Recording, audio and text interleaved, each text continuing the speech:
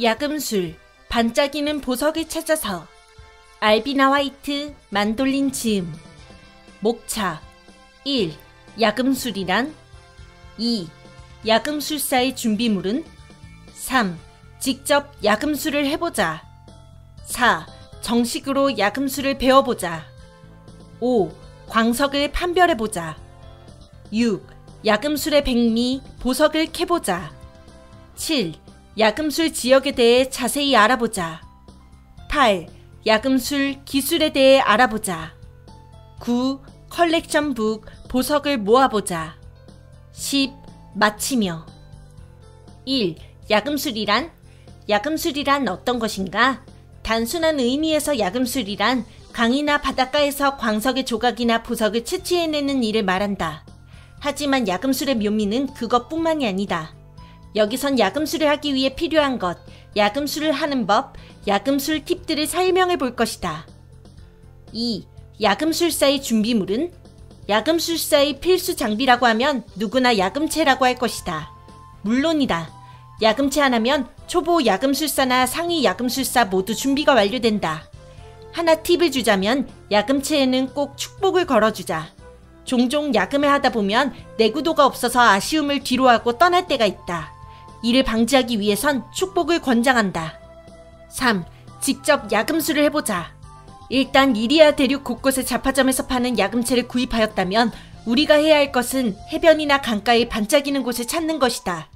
웬만한 해변을 제외하곤 대부분의 해변에는 반짝이는 곳을 찾을 수 있다. 반짝이는 곳에는 갖가지 광석, 보석들이 야금술사들을 기다리고 있다. 한 손에 야금채를 들고 야금술을 시전한 뒤 반짝이는 곳 위에서 야금채를 뒤적이면 이게 바로 야금술이다. 시작이 반이라지 않았는가? 계속하다 보면 자신감이 생길 것이다. 4. 정식으로 야금술을 배워보자. 하지만 야금채를 들고 뒤적이는 것만으로는 아직 뭔가 부족하다. 정식으로 야금술을 배워보고 싶지 않은가? 이럴 때 야금술의 마스터로 불리는 에피 선생님을 찾아가자. 에피 선생님은 자신의 실력을 뽐내지 않고 겸손한 태도를 보이시기 때문에 직접 야금하는 모습을 볼 수 있다고 기대하지는 말자. 에피 선생님은 켈라베이스 캠프에서 만날 수 있다. 야금술에 대해 대화를 나누다 보면 간단한 시험을 치른 뒤 정식으로 배울 수 있다. 5. 광석을 판별해보자. 야금술을 하다 보면 나오는 광석 조각이 일정치 않고 다양하다는 것을 알 수 있다. 이는 광석 조각의 종류가 다양하기 때문이다. 광석 조각은 순수한 광석과는 달리 불순물이 포함되어 있다. 때문에 절반 이상은 거무튀튀한 색이며 약간 붙어있는 부분의 색을 잘 살펴봐야 한다. 먼저 광석 조각의 종류를 알아보면 철광석 조각, 동광석 조각, 은광석 조각, 금광석 조각, 미스릴 광석 조각, 그리고 우리를 혼란스럽게 하는 알 수 없는 광석 조각이 있다. 철광석은 회색을 띠며 동광석은 짙은 황토색을 띈다. 은광석은 백색을 띈다. 여기서 색으로 판별이 불가능한 것이 미스릴 광석 조각과 금광석 조각이다. 이것은 강도, 무게로 판별이 가능하다. 강도로 판별하는 법은 금광석은 무른 광석이므로 깨물면 자국이 난다. 하지만 미스릴 광석은 아주 단단해 이가 부러질 수도 있다. 그래서 이 방법은 초급 야금술사들이 자주 사용하는 방법이고 상위 야금술사들은 무게로 판별한다. 미스릴 광석은 아주 가벼운 광석이므로 한 손에 금광석 조각을 들고 다른 손에 미스릴 광석 조각을 들어보면 확실히 알 수 있을 것이다. 마지막으로 알 수 없는 광석 조각은 얼핏 보면 철광석 조각과 비슷한 것을 알 수 있다. 하지만 철광석 조각을 놓고 비교해보면 정말 볼품없는 광석이란 것을 알 수 있게 된다. 이 알 수 없는 광석 조각은 연금술사들이 아이스마인을 제조할 때 사용된다. 6. 야금술의 백미, 보석을 캐보자. 역시 야금술사들이 야금을 하는 이유에 보석은 빠지지 않을 것이다. 이런 보석들도 광석 조각처럼 종류가 다양한데 자세히 알아보도록 하자. 먼저 바다보석과 강보석으로 구분할 수 있다. 바다보석은 제스퍼, 스타사파이어, 루비, 아쿠아마린이 있고 강보석은 가넷, 토파즈, 스피넬, 에메랄드가 있다. 또 어디서든 캘 수 있으나 채집하기 힘든 다이아몬드가 있다. 보석들은 장소, 시간, 강우에 따라서 캘 수 있는 것이 다르다. 정리해보면 아래와 같다. 보석, 장소, 시간, 강우. 제스퍼, 바다, 낮, 맑음. 스타사파이어, 바다, 유에카, 맑음. 루비, 바다, 랏, 비. 아쿠아마린, 바다, 유에카, 비. 가넷, 강, 랏, 맑음. 토파즈, 강, 유에카, 맑음. 스피넬, 강, 랏, 비. 에메랄드, 강, 유에카, 비.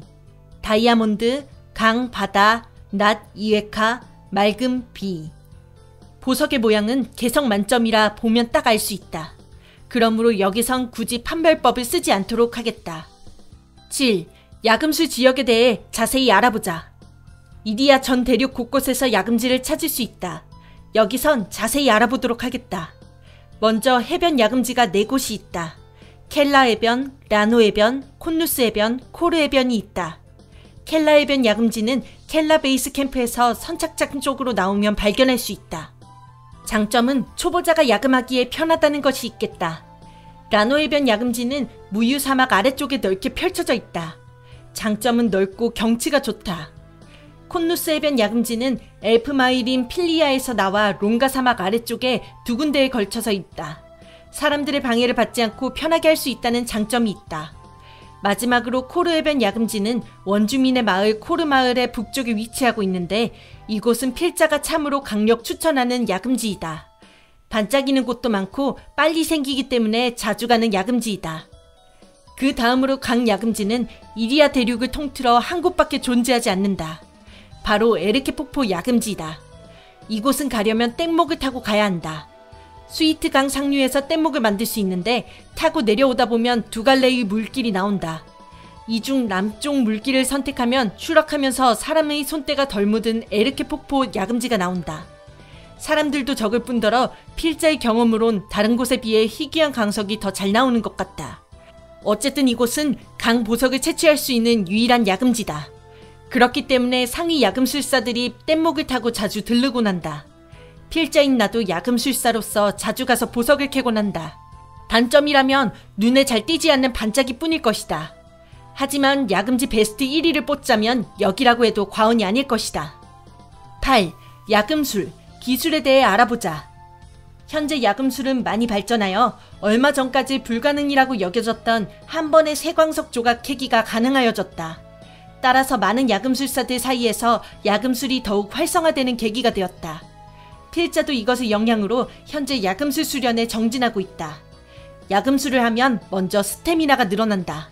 차차 야금술을 더 심도 있게 하다 보면 솜씨도 늘어난다. 야금술은 메이킹 마스터리 기술과 연계가 된다. 고로 2 기술을 열심히 연마하다 보면 언젠간 최고의 연금술사가 될 것이다. 스킬, 야금술 1랭크 증가마다 채집률이 1%씩 증가. 9랭 때부터 한 번에 광석 2개씩 채집 가능. 5랭 때부터 한 번에 광석 3개씩 채집 가능. 9. 컬렉션북, 보석을 모아보자. 컬렉션북이란 한글로 고치면 모음책이다. 야금으로 채취한 보석들을 이 컬렉션북에 모으면 그에 상응하는 보상을 받을 수 있다. 컬렉션북은 4가지 종류가 있다. 대지의 품에서 태어난 작은 보석 1권, 찬란한 광채의 보석 2권, 빛의 축복을 받은 보석 3권, 세상에 존재하지 않는 보석 4권이 바로 그것이다. 이 컬렉션북을 모으면 그냥은 얻을 수 없는 희귀한 장비들을 얻을 수 있게 된다. 야금술이라면 달인이라고 생각한다면 한 번쯤 모아보는 것도 재밌을 것 같다. 10.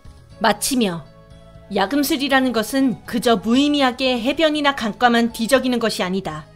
낚시와 같이 풍류를 즐길 수 있고 또 돈도 벌 수 있는 일석이조의 직업이라고 할 수 있다. 필자도 아직 야금술에 대해 다 깨우치지 못하였지만 이 글을 읽으면서 시간적 여유가 된다면 몇 번쯤 야금술의 세계로 뛰어들어 야금술을 하도록 해봤으면 한다. 많은 사람들이 야금술을 배우며 함께 야금을 하는 때가 오길 바라면서 마치도록 하겠다.